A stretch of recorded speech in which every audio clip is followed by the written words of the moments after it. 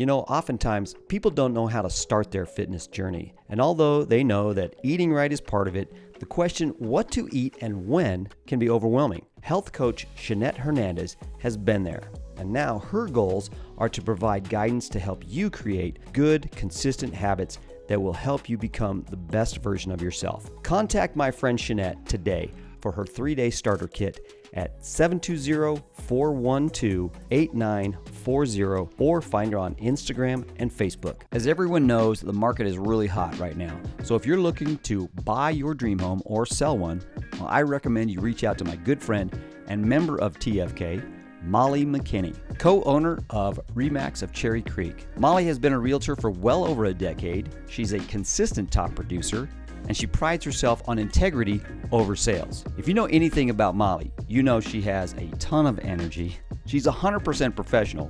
As an added bonus, Molly has a degree in interior design, which really comes in handy when you're buying and selling, if you know what I mean. Check out rmcherrycreek.com or contact Molly at 303-809-0134.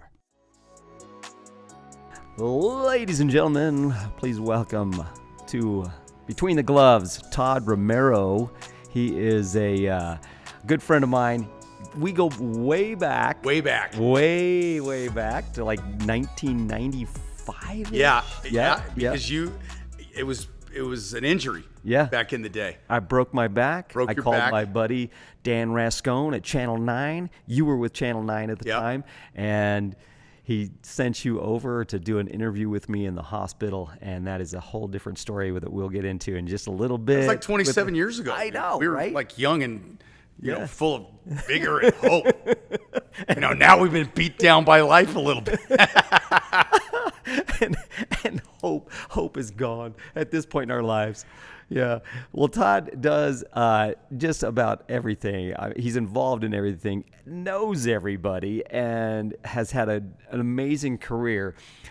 Okay, I was reading through your bio, and really, what sport have you not been involved with? You're a native of Denver. Yeah. Okay, so you've grown up here with the Broncos, the Nuggets, and Avalanche came in.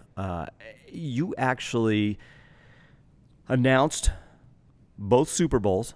Yep, I did all the posts. I was the first reporter in a winning Bronco locker room. So on Channel 9 had the Bronco contract, much like they do now, so they get extra access or earlier access. They're the first non-national entity allowed in. So what happened after that Green Bay Super Bowl, Broncos were 13.5-point dogs, and I was out with myself and Ron Zappolo.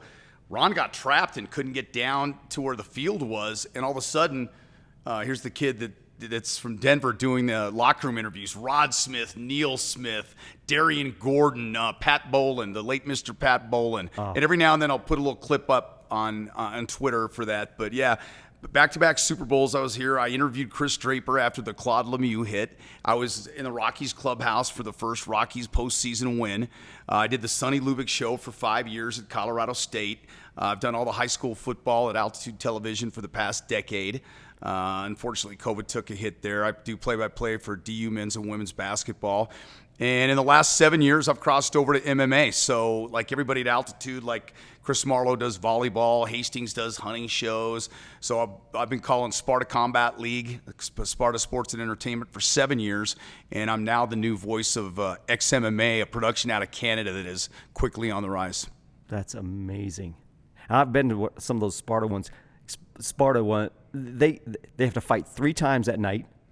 One, explain that. King of Sparta. Yeah, so, you got me there, and I was like blown away. This is amazing. Yeah, for King of Sparta, and Jeff Cisneros is the CEO for Sparta Sports and Entertainment, and LT Nelson, who one of your buddies I just met knows. Yeah. LT Smash Nelson. He fights bare knuckle. He fights Glory. He fights Glory Kickboxing. He fights MMA. So you have to win 3 fights that night for King of Sparta, and there's 8 pros that start in the brackets 1 through 8. They're paired up. You box the first fight. If you make it through that, 4 make it through that, then that's kickboxing. And if you make it through kickboxing, the final event is MMA, and the winner gets $10K, winner take all. You should see those people coming back into the ring after 2 fights. Yeah. Oh, they're dragging a little bit, but they look beat up too. But then all of a sudden they come alive, and it is mayhem out there. And both of them at the end are exhausted. They really do look, like, I don't know. They've been in a war. Yes, exactly. Yeah, the key is Middle Ages. Dustin Jacoby did it the best. I mean, so Dustin is now on a 7-fight unbeaten streak. He had 1 draw, 6 wins. His last fight, he got performance of the night with a first-round KO against a Chinese fighter that hadn't been beaten in 15 fights. He knocked him out in the first round, but he had been out. He had fought for the Glory Championship and took a kick to the forearm and shattered both bones. So it took a while to recover for it. So to get the promotions to notice him again, he did King of Sparta. Came into King of Sparta, won that night. He won both first fights in the first round, so he was fresh going into the final. The final went the distance, but it was intense. Oh my gosh, yeah, I love watching and sitting real close like I did. Thank you. Oh, you're welcome. It was awesome. That was a great fight. Now, and there's another fight coming up that you're helping or are part of. Yeah. And that's the XMMA at Budweiser Event Center. Yeah, coming up October 28th, and tickets will go on sale this week. I believe this will air next week, which means that the tickets go on sale. So it's XMMA. It's a company out of Canada. This is only our 6th show. My partner's on the broadcast, Ian Hurricane Heinisch, who's a middleweight on the UFC card and division. He's been out for about 10 years, 10 months getting back tuned up. He had a little thyroid problem, had a concussion coming back from. He's only lost to top 10 fighters in the UFC. So he's an absolute beast. He's finally getting himself right and feeling a lot better about himself. And then Jessica Rose Clark from the female division, she's out with she got arm bars, so she has elbow surgery. So those are my 2 color partners. And we had XMMA 5 down in South Carolina. We had 14 fight card. We had 11 finishes on that card. One of the guys that was on that card is Carl Williams, who just fought on the Contender Series, earned himself a UFC contract. So very high-level fighting. That'll be Budweiser Event Center on October 28th. We're going to have it's going to be Halloween weekend. So Halloween weekend is, and we're going to give away prize money. Don't know what it is. I think it might be like $1,000 for first place, $500 for second place, $250 for third, something like that. So it'll be a costume contest, hoping to draw from Colorado State and Northern Colorado students. I'm going to be there in costume. That's come the up with question. something. What's that? I'm already trying to costume shops. I think I'm going old school. I think I'm going Maverick. Really? It's kind of back in now, right? Yeah. I mean, you dress up without dressing up, and you get the jumpsuit with Maverick on it, and you get your hair short. I got the glasses. I'm good to go. Well, at my age, I think that I can pull off a zombie pretty good. Oh, yeah. Yeah. I'm watching Game of Thrones for the first time now. Really? So you could be like a Night Walker or something, That fits me. Yeah. And now talk about Justin. Justin, he's one of our instructors here. And we were talking the other day, and you're like, I know Justin. Love Justin. So he's going to be one of the guys on the card. If all goes, with fighting, it's a little bit different because you got to make sure both sides agree right now. But an up-and-coming, really exciting fighter in Justin Wetzell, who has just been, every time out, he gives an unbelievable performance. To get him on the card, I don't know if it's signed and sealed and delivered yet, but it's close. So I feel confident talking about it because he is a fighter that is right on the cusp of the UFC. He's got the fighter's mentality. He's always in great shape. He's got an all-around game. He's down for just about anything, and those are the kind of fighters that you want for that next step. And it helps us because we just had our card in South Carolina, and one of those guys has already made it to the UFC.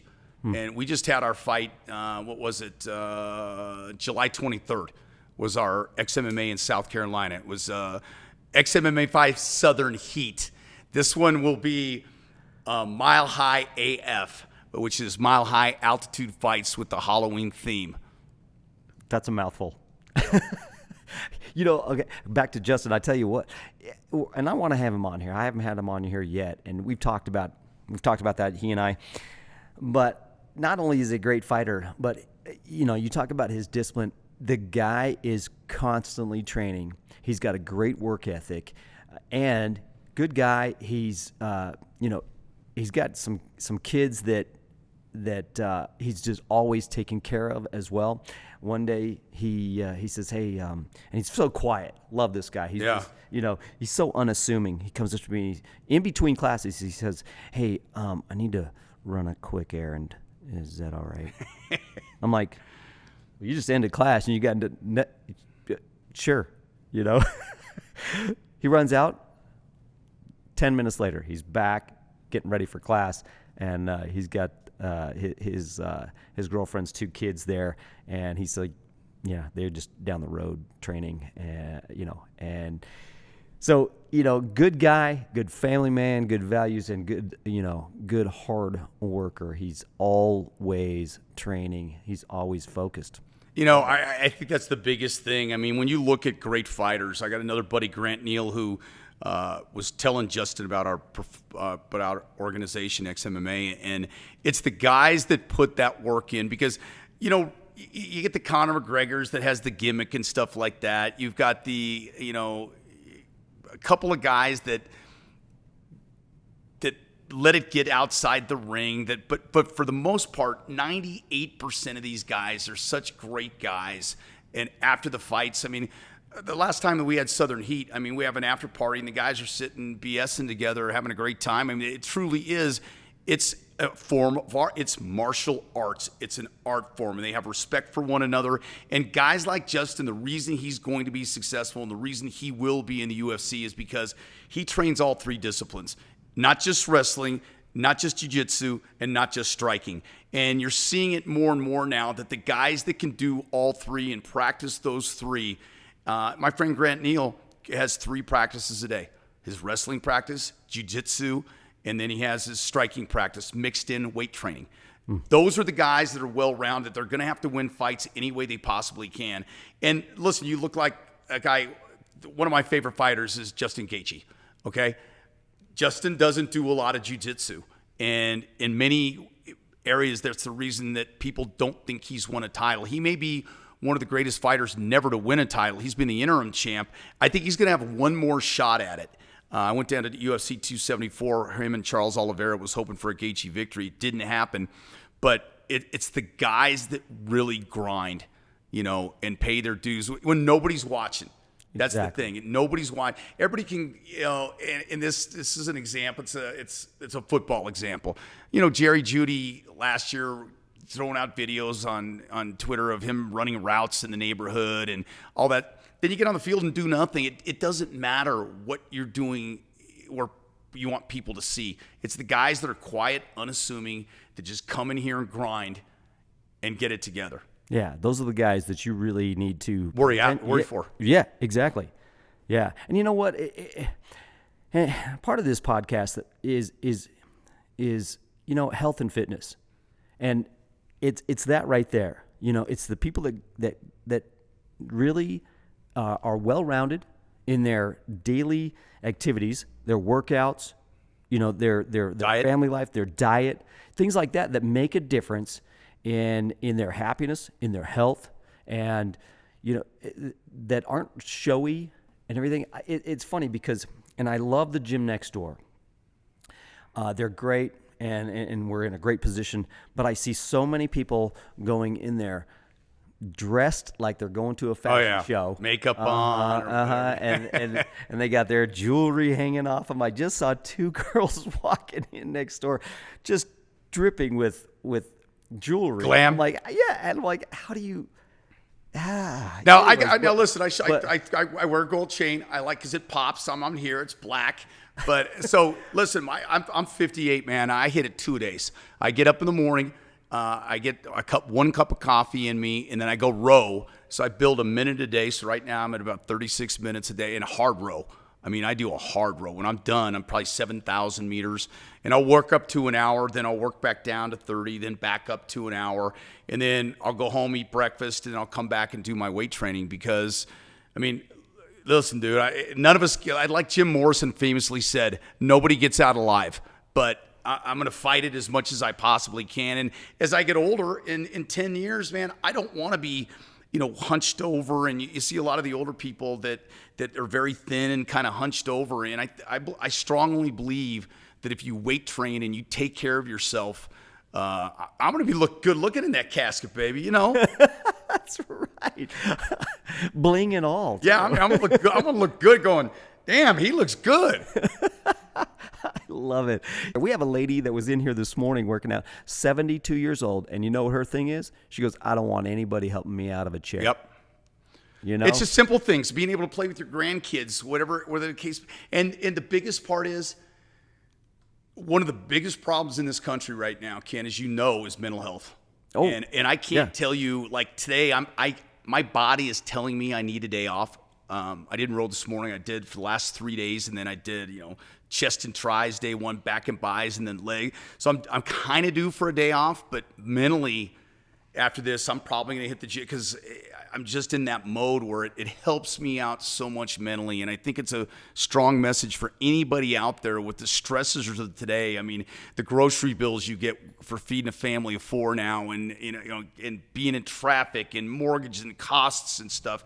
And I think you need an avenue. And I think so many people, I'm too tired to go to the gym or whatever, and they're missing out on the biggest mental health you can have for cents a day. Yeah. Yeah, I have so many people that say, I'm here. I had a lady tell me yesterday, I feel so much better. I'm happier after I work, after I hit stuff, And I've got young people that are dealing with different issues in school and things like that. And I've got older people that are dealing with different issues. I mean, we are all dealing with something. And to get in, work hard, get a sweat on, get those endorphins in, rolling and everything. Before I forget, I have another. There's a quote I heard. One of the coaches, college coaches, and gosh, I'm terrible with names, but he says we're gonna. Most people say, hey, we're gonna practice till we get this right. Right. And this coach, he would tell his players, hey, we're gonna practice this till we can't get it wrong. And I think that really plays into, like Justin, MMA, practice, working hard, focus. And, again, just for the people that are casually working out here and just trying to make a difference in their own little world and their own, just trying to be healthy, that is a quote that just spreads into so much. For me, it hit me hard. Let's practice till we can't get this wrong. And I think that's the way we need to attack everything in our lives. So it's funny because it leads me to a Bruce Lee quote.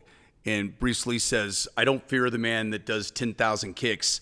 I fear the man that practices one kick 10,000 times. Yeah. Because he's done it over and over and over again. And he's what that precision is. And it's the same thing in life. I mean, it's... my body will tell me when I need a day off. I don't like taking them, but you need it for recovery and you need your body to grow. But I wait until that point when I'm told, because that piece mentally, that day, we're tearing out a bathroom right now. So if I'm not working out, I'm working on that. I'm doing something to stay busy, man. Yeah. I'm one of those guys that I don't know that retirement will ever fit me, because with voiceover business, whatever, I always want to be doing something, because I've been told time and time again. I had a buddy at the pool the other day. His brother retired at 55 and was dead at 59. Crazy. Just didn't do much, didn't travel, didn't come see his family, just kind of sat around watching TV, man, and not that I don't watch my fair share of TV, but that's after 2 workouts. You know what I'm saying? I'll put some Game of Thrones on and watch a couple episodes. That's inspiring. Luckily enough, my parents taught me some amazing work habits, and I can never live up to them, honestly. But my parents are 81 now, and they work every day. Yeah. They've got a place up in Montana where it's kind of like a ranch, but it's not. It's just their home. They've got this cabin up there, and every day they're clearing. They got their routine. And they're actually physically working and mending fences, and they've got 4-wheelers, and they're 81. Yeah. You know? Yeah, my mom's 76 doing the same. Listen, I might be at Costco giving out samples or something, but I'm doing something. Exactly. I'm going to be doing something. I'm not going to be sitting at home, man. I want to be out there talking to people. I mean, if I got paid by the word, I'd be a millionaire right now. I mean, that's kind of why I got into this business. I've been 34 years strong and going because I just love being involved with so many different things and the stories. I mean, for me personally, I grew up with an alcoholic father that was extremely abusive, extremely violent. But what it did is it allowed me to make sure I wasn't coming home, that I was right after school, I was into sports, either taekwondo practice. I played varsity basketball, varsity baseball, and I always had something going so I didn't have to go back into that situation. Wow. And it was a tough one. It was from about 5 to 15, man. It was probably 3-4 beatings a week, man. And it was one of those things where, like, physically, I don't get scared of anything because I've been through all that. But psychologically, even years later, it still affects you and you still think about those things. And that's why it's even more important to do the things and to get out, because I don't know that I've even still got those feelings out. And I haven't said it publicly many times. But all those times that I go in and I'm able to work out, able to do those things, it keeps kind of the beast down, man. It keeps you kind of at peace, and it gives you that peace of mind that you're doing the best you can do to be yourself. And I don't think there's any, like you described, endorphins. And if you're just out there and you just want to start it just starts with walking a little bit, man. Yeah. Just walk, play some golf, do something, make it fun and interactive. And the more you do it, the better you're going to feel it the day and the night, That's right. And that's that leads me to another thing where you never know what people are going through. No. You don't know where they've been. You don't know what they've been through. And, I always get cut off in traffic. And Cade here, we were driving the other day. This guy he was driving, and this car almost clipped us right in the front of us, just cutting us off. Just weaving in and out. Yeah. And I'm like, oh, Cade, as wise as he is, he's like, you don't know how their day's going, man. It's all good. And that's we're so quick to jump, and I'm the same way. Yeah. It's that you got to realize because it doesn't matter if you're rich, poor, middle class, whatever. Everybody's got issues, dude. Everybody that you talk to has something going on in their life. Somebody that's in their life that's battling cancer. Somebody in their life that's battling mental illness. Somebody that's overdosed because of the fentanyl problem in this country, which has been unbelievable. I mean, the drug overdose deaths in Denver, in Colorado, have tripled, I believe, is the number since 2019. So there's so many things out there that cause stressors, and so many people dealing with so many different things. You just don't know on a daily basis what's going on. And I've gotten to that point where, Cade's a lot younger than I am. It took me until now. I used to get all fired up about that. But at the end of the day, in Denver traffic, you're not getting anywhere any closer. You're not getting anywhere any sooner. I mean, what's it going to do? Okay, we're so off the subject of where we started, but right. But I do have to say, look, back in my day, I'll tell this story real quick. This is so embarrassing. I look back sometimes, I'm like, oh man, I was so young and dumb. And so one day, I'm in my truck. I got this Toyota truck. It's kind of new. It's I'm feeling my oats. I got a new Toyota truck. My brother's in the car with me, and this car cuts me off. It's kind of a low rider type of car, and just cut me off to the point where I slam on my brakes and everything. My brother's head's like, things flying around in the car. Yeah. And I'm like, beep beep, like, hey man, come on, I gave him the little beep beep, finger out the window at me. I'm like, okay, let's go. That's it. I go, you got your seatbelt on? He's like, got my seat? Yeah. I'm like, hang on. Bam. I just rear-ended this guy. Yep. Just drove right up on him. Bam. Sure enough, he just and took off. Next exit, he was like, just took off.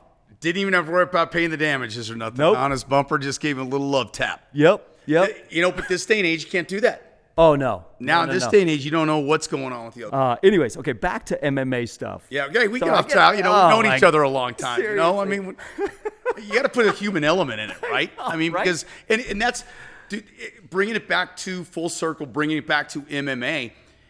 Every single one of these fighters has a story. Every one of them, man. And most of the time, a lot of these guys have gone through. Ian Heinisch is a perfect example. I mean, this is a guy that is a middleweight in the UFC, graduated from Ponderosa, was a two-time state champion, and I did a feature for it on Altitude. Two-time state champion, got busted selling ecstasy, flew to another country, and then he ended up swallowing kilos of cocaine and transporting it from the Canary Islands to Colombia back and forth, got popped for it in the Canary Islands and got put in prison down in the Canary Islands. He said the difference between the Canary Islands and the American prisons is they actually rehabilitate you. He was able to find God. He became fluent in Spanish. He was allowed to teach his own MMA class, and he's made it up to as high as 10th in the world. He won the LFA title. He's completely sober now for 7-8 years. Is God-fearing, a man of God, prays every day, is at church on Sunday, completely turned his life around. But he's not the only one in MMA. It's most every MMA fighter you find will have some backstory. Grant Neal's another one that's got a great story. Well, it's those things that drive you. It's those things that they fall back on mentally when they're faced with, well, do I do one more or not? Right. Do I do one more rep? Do I do one more workout session? Do I spar one more round, kick one more bag? Yeah. It's the same thing. These kids these days that come up, and it's not just the millennials, but kids that haven't faced adversity. I told my own son this. He just graduated college, and he's kind of had everything. He hasn't struggled for anything. He hasn't done without. I mean, God forbid you stay home on a Friday night. What happens when that adversity hits? Yeah. And in the ring and in the cage, it hits these guys all the time. And it's the one that can battle through that adversity that really sees the sunshine through and is able to reach those heights. And it's that human element of MMA that I love so much. It's amazing. And there's so many people that can pick up on that. There's so many, that's why it's so popular. Yeah. Yeah. And it's- during COVID, it helped. It was the only thing going. So people during COVID, listen, empty stadiums, but Dana White found a way to keep it going. And I can guarantee you I was watching. Oh, yeah. Absolutely. Me too. Well, so Todd, what do you with all this stuff that you got going on right now, you got a family, you got announcing and stuff. What other things do you have in your future? And, you do voiceovers. Yes. You've got your own studio. Yep. Where you do voiceover stuff. I've had you do some stuff for me. Yep. And I've got some more in the works for you. I'm doing like Bona, the floor Bona, where they have the Bona floor cleaning products. I do all the voiceover work and for Bona. I'm the lead announcer for XMMA right now. I am still at Altitude. I do a betting show called You Bet Tonight. It debuts right now during college football season. Saturdays will be a college football show in the morning. Sundays will be an NFL football show in the morning. And then Monday through Friday, on days of Avalanche and Nuggets games, which is most every day, we will have the betting show roll right into the pregame shows. So I'm doing that with Nate Lundy. And it's just kind of a how-to fun way, whether you're, and one of the things we say on it, it's you don't have to bet large. You can bet $5. You can bet $1. We teach you how to do parlays and, how to look for home field advantage and how to look for how to bet this team or that team, because it is part of the mainstream now. I mean, everybody that I know has a betting app of some kind. And it's just one of those things where, I get a limit. My wife gives me $500 at the beginning of the year, and she says, if that runs out, don't even come asking. So you better make it last. So, I had an MMA bet the other day. It was a $40 bet. I hit for $290. So that keeps me playing a little more. So, I have fun with it. I don't let it get, to the point where you're like, I have friends of mine that put like $500,000, and I'm going, I would be too. I'd be just, I can't bet like that, man. I can bet, $10 to $25 is kind of my range, man. I'm with you on that. I'd be throwing up any more than that. Yeah, but it's fun. I mean, it shows you how to do it to be entertaining, why the lines are set like they're set, how to do an in-game, same-game parlay, because it is more fun if you've got 50 cents on a game or whatever the case it may be. It makes it more interesting. It makes it more fun. And of course, we always have the disclaimer: if you got a problem, call this number. It's kind of the way with everything in life. Yeah.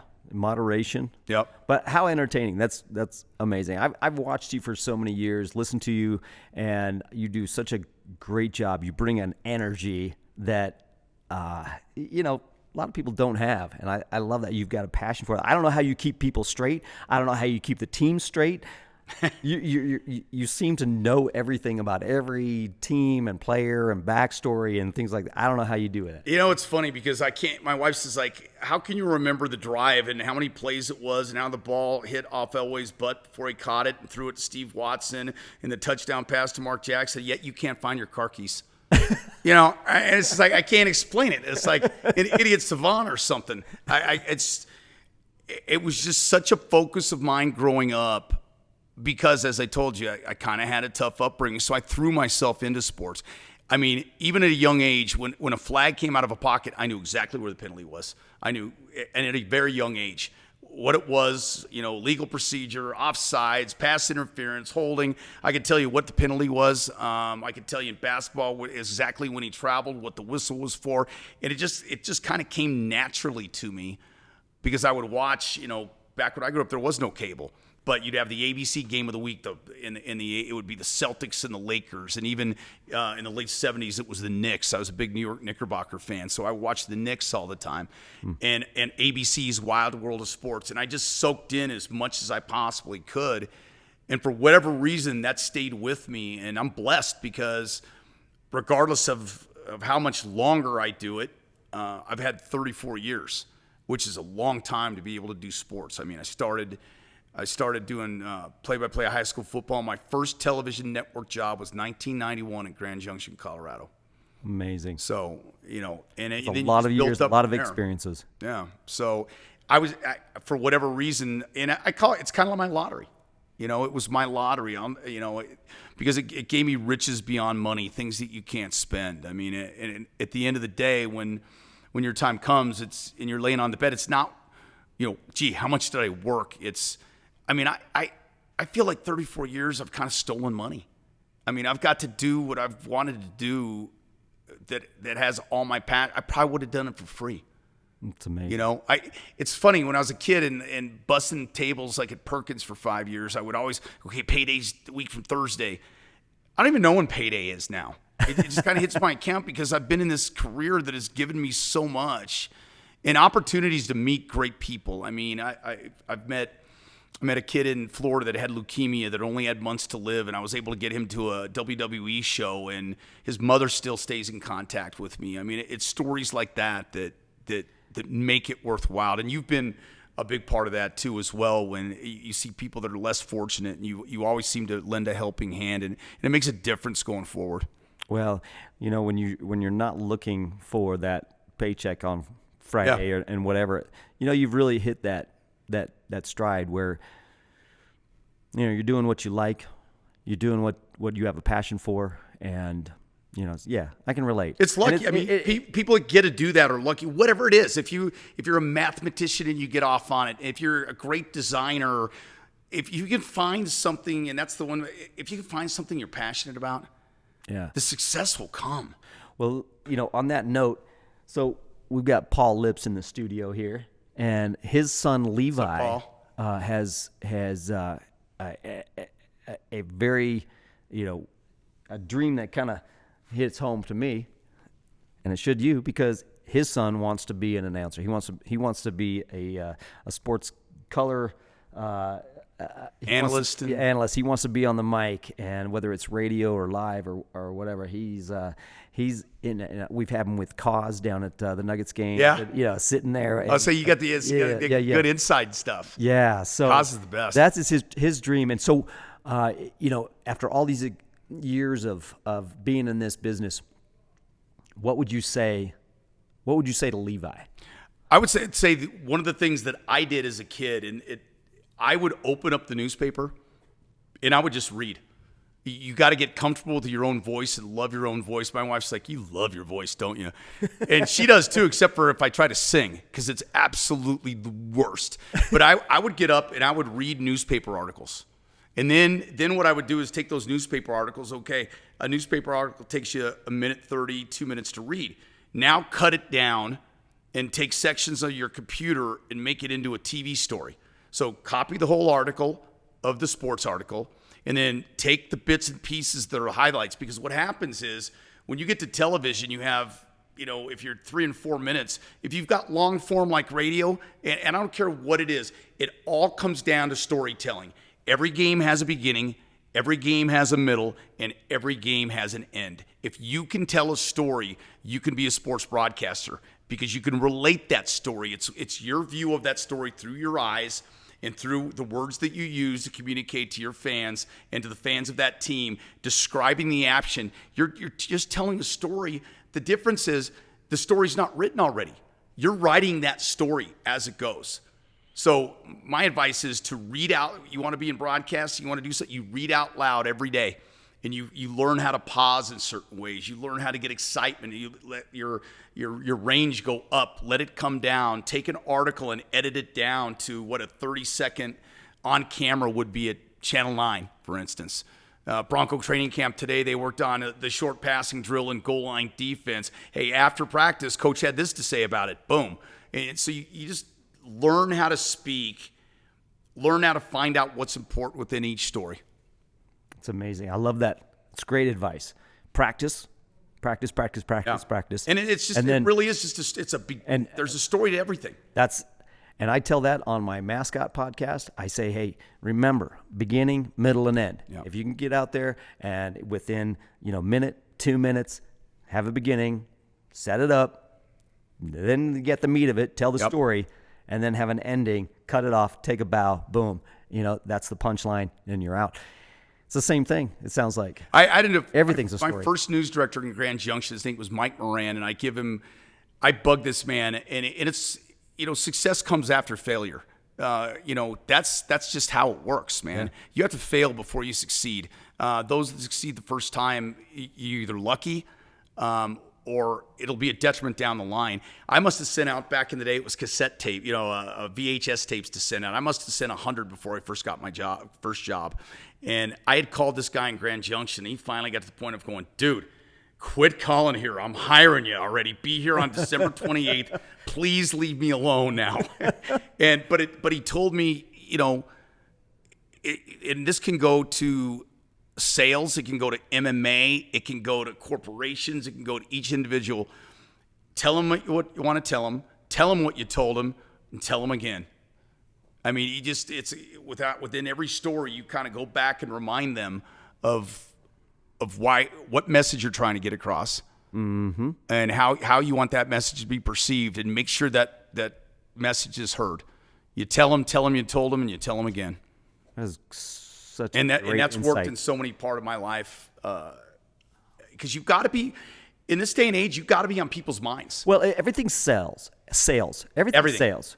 You're either selling yourself or you're selling a product. Yep. And most of the time, it's both. Yep. And I don't sell anything I don't believe in. Yeah. Like I do all the voiceover for Bona. I use a Bona product in my house. Was using it before I got approached by him. So stuff like that, I won't do. If I don't believe in something, I won't do it. I won't do it for the money. See, okay, people, listen to that right there. That is, to me, that hits home. Believe in stuff. Have passion for stuff. Whatever it is.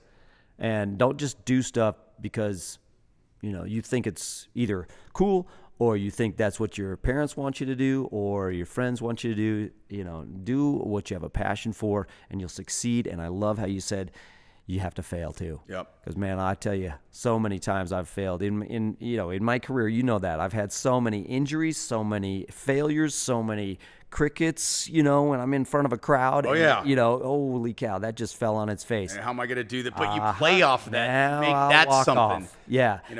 When I was throwing half-court shots, I mean, how many times did I miss? Right. How many times did I walk off But they the court? don't remember that. boom? They remember the makes. Oh man, And, yeah. And I there's a remember- string you've got on. You were on a roll for a long time, man. Yeah, but you know what I remember a lot is those misses. Yep. Personally, and those are the things. Those are the mental games you have to play with yourself. Okay, so I screwed up, or so I couldn't hit it. I couldn't do that. I couldn't, whatever.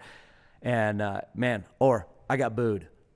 Man, that is a tough walk to walk back into the tunnel. And it's those, but it makes the times when you make it so much better. Dude, it goes right back to MMA because when you go, I'll bring up my buddy Grant Neal. Right now, he's number 5 in Bellator light heavyweight. He's 7-1.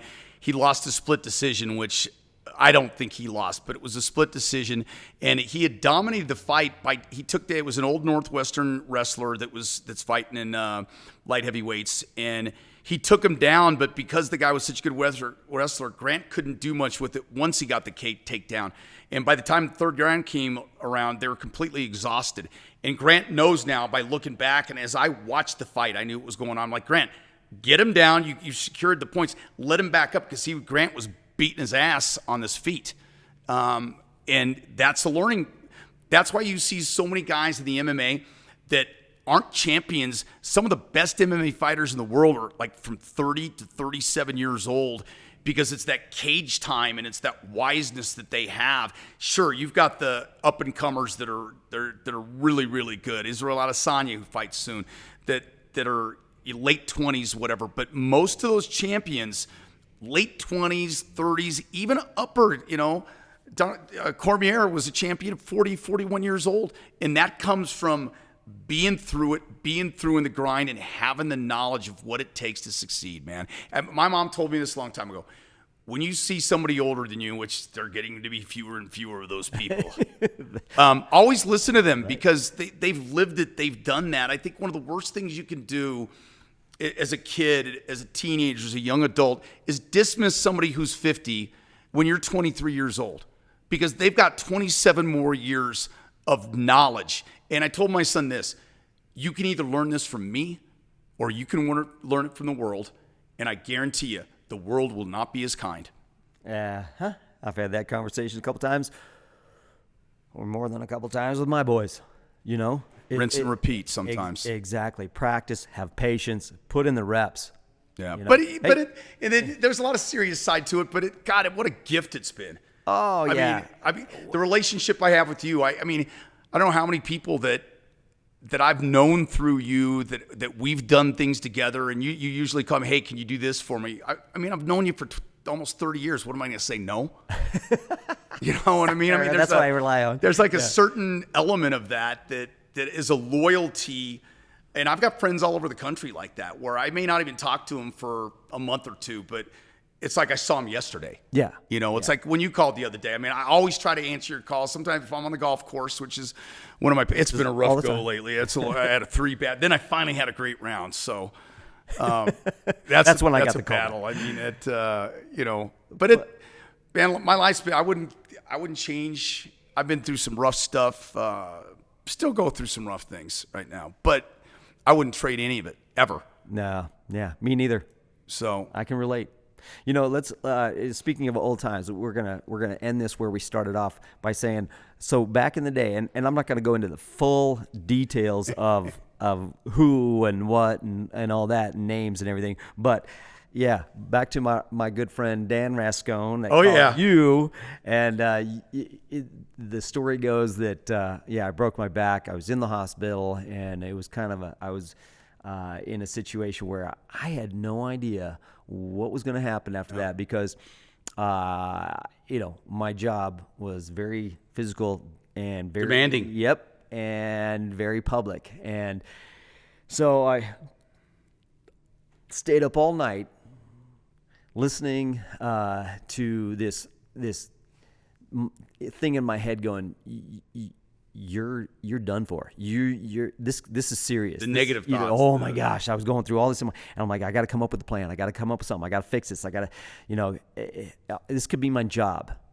So, luckily, It wasn't an injury where it would prevent me. I just needed time. I needed time to heal. So called up Dan, 6 o'clock in the morning. It's the latest I could wait, and he answers because he was on. He was working early with Channel 9, and I said, "Hey, I'm in the hospital. Can you come do a little interview with me?" Right. And he goes, "No, but I got the guy for you. He'll be right over." And you still have the tape, don't you? I still have the tape. So, and the funny, what I remember about that story is, after we did the interview with you and stuff, my news director at the time, Dave Longi, I think his name was, Logie. It was, you're talking 1995, back when the Rams were good and Sonny Lubick was in charge. Back in the good old times. But what I remember most about that story is, how can I make this story creative? That's the other thing, the other tip for your son and for those out there wanting to be broadcasters. Find a way to be creative. And one of the things I was creative in this story was I found a local animal hospital. So the mascot's injured, so I walked out of the animal hospital. Well, will remain in his cave for the next 4 or 5 weeks, but he'll be back at it as soon as he licks his wounds. Something around that, and it tied everything together. And I remember my news director in the newsroom going nuts. He loved it because it tied together human interest with you at that time were just becoming very well known. The apex of your career was still ways away, but you were on the up and come of like Phoenix, the gorilla in Phoenix. Of the best mascots, which I still think you were the best ever to don a uniform and to entertain a crowd. And I don't say that lightly because I've seen them all. And to be able to do that story, you and I have had a bond since that time. Yep. You've met my wife, you've met my kids. We've gone down to the trampoline park. We've done a lot of things. Yeah, we've had a good time. We've been riding this train for a while. It's been fun. Yeah, and listen, hey, if you get a cancellation, dude, I'm always up to talking. Like I said, I think God pays me by the word. I'm fortunate with a great wife. I got a great home, great kids, great dogs. You've been blessed. Great friends, man. So great dogs. Dude, you're awesome. Hey, thanks for coming out today. I appreciate you taking the time. I love how you can just sit and roll with things. Yeah, man, you're the best. And it's just fun. I meet one of the fighters here in your gym, and if you haven't been out here, come out to his kickboxing gym, man, and get after it because you'll feel great. But listen, you got a couple employees that are going to be fighting on our card on October 28th. Yep. Justin Wetzell will be there. And by the way, Justin is going to be selling tickets. He gets a bonus. It's how these fighters are. Some of the times the fighters, when you're not in the UFC, not in Bellator, which he will be in the UFC, I guarantee you, he's going to be big time. But a lot of the way these fighters make their money is they get small purses, but they get a percentage of the crowd that comes in, the crowd tickets they sell. So, hit your boy up here and buy some tickets for him. Yeah, I'm sturdy like a Millie Rocket. Skin clear, still look young, Andy Miller knockers. Money in my pocket. Don't call me a money pocket. Engine get to rocket. It sound like a thunder rocket. Yeah, I still love my baby even when it's toxic. Crazy like she Britney, but no, she don't shade the knock.